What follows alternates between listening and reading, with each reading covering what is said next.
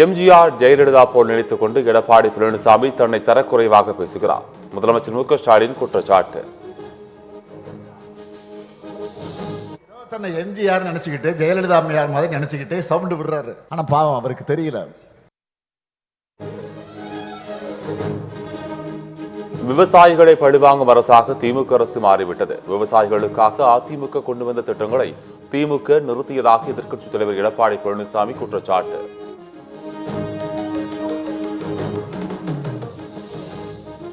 சென்னையில் மாலையில் வெளுத்து வாங்கிய கனமழை. பணி முடிந்து வீடு திரும்புவோர், சாலையோர கடை வியாபாரிகள், பொதுமக்கள் கடும் அவதி.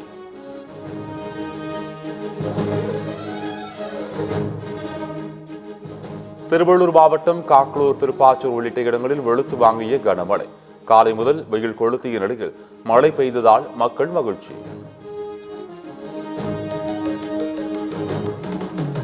வங்கக்கடலில் புதிய காற்றழுத்த தாழ்வு பகுதி நாளை மறுநாள் உருவாகும் என இந்திய வானிலை ஆய்வு மையம் தமிழகத்தில் அடுத்த 7 நாட்களுக்கு கனமழை எச்சரிக்கை.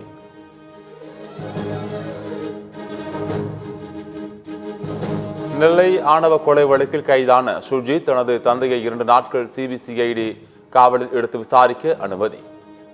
நெல்லை சிறப்பு நீதிமன்றம் அனுமதி. ஆசிரியர் தகுதி தேர்வுக்கான அறிவிப்பை வெளியிட்டது ஆசிரியர் தேர்வு வாரியம். நவம்பர் 1ஆம் தேதி முதல் தாளுக்கான போட்டித் தேர்வும், நவம்பர் 2ஆம் தேதி 2ஆம் தாள் தேர்வும் நடைபெறும் எனவும் அறிவிப்பு.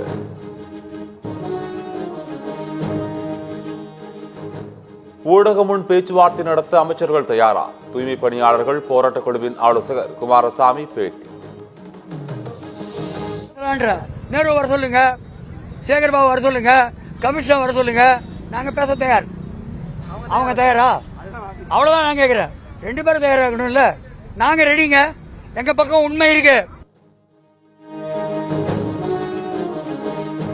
சென்னை பனையூரில் தூய்மை பணியாளர்களுடன் தமிழக வெற்றிக் கழக தலைவர் விஜய் சந்திப்பு. இறுதி வரை துணை நிற்பேன் என தூய்மை பணியாளர்களுடன் விஜய் உறுதியளித்ததாக தகவல்.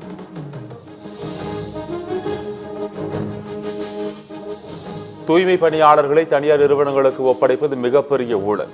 30,000 ரூபாய் ஊதியமாக வழங்கினாலும் 50 கோடி தான் செலவாகும். ஆனால் 270 கோடி ரூபாய் ஒதுக்கப்படுவதாக சீமான் குற்றச்சாட்டு.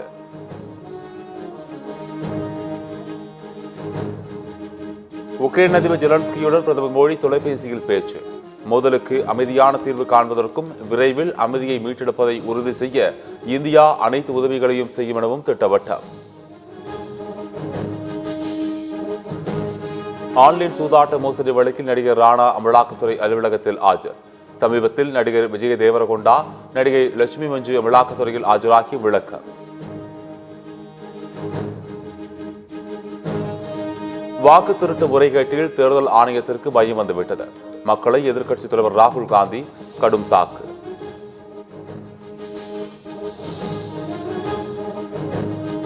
டெல்லியில் பேரணியாக சென்றதால் கைது செய்யப்பட்ட எம்பிக்கள் பேருந்துக்குள் முழக்கம். வேண்டாம் வேண்டாம், எஸ்ஐஆர் வேண்டாம் என பிரியங்கா காந்தி உள்ளிட்ட எம்பிக்கள் கோஷம்.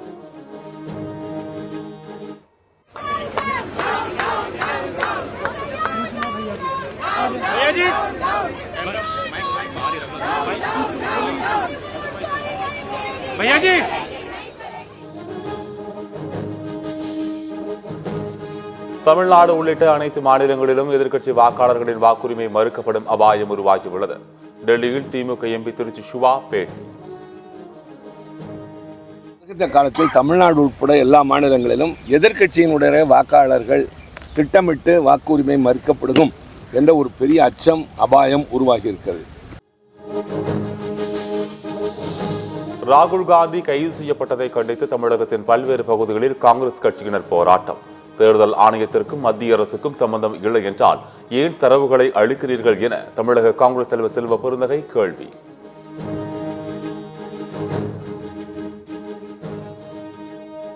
திருவாரூர் மாவட்டம் நன்னிலம் அருகே ஆற்றில் குளித்த 4 இளைஞர்கள் பரிதாப பலி.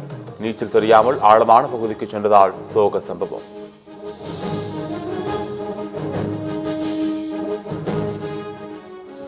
பருவதமழையில் காட்டாற்று வெள்ளத்தில் அடித்துச் செல்லப்பட்ட 2 பெண்கள் சடலமாக மீட்பு. சுமார் 5 மணி நேரம் தேடுதல் வேட்டைக்கு பிறகு உடல்களை மீட்ட தீயணைப்புத் துறை.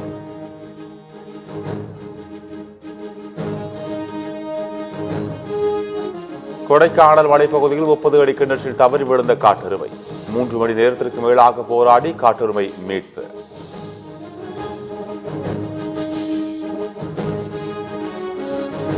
சிவகங்கை அரசு மருத்துவக் கல்லூரி மருத்துவமனையை சுற்றி குப்பைகள் கொட்டப்பட்ட விவகாரம். மக்களுக்கு நோயை உருவாக்கி அனுப்புனா என்ன அர்த்தம் என நகராட்சி ஆணையாளரை கடிந்து கொண்ட சட்டமன்ற ஆய்வுக்குழு தலைவர் வேல்முருகன்.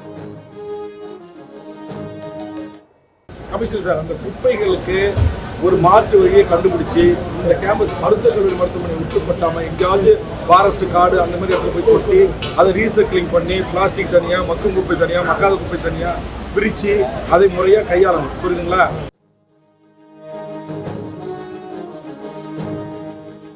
அணு ஆயுத மிரட்டலுக்கு இந்தியா ஒருபோதும் அடிபணியாது. சிந்து நதி அணை குறித்த பாகிஸ்தான் ராணுவ தளபதியின் சர்ச்சை பேச்சுக்கு இந்திய வெளியுறவுத்துறை அமைச்சர் ஜெய்சங்கர் பதிலடி.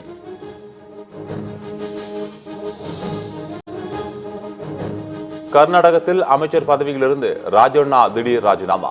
வாக்காளர் பட்டியல் முறைகேடு தொடர்பாக கருத்து தெரிவித்த நிலையில் ராஜினாமா செய்ததால் பரபரப்பு. மகாராஷ்டிரா மாநிலம் புனேவில் 30 அடி பள்ளத்தில் வேன் கவிழ்ந்து விபத்து. 7 பேர் பலியான நிலையில் பலர் படுகாயங்களுடன் மருத்துவமனையில் சிகிச்சை.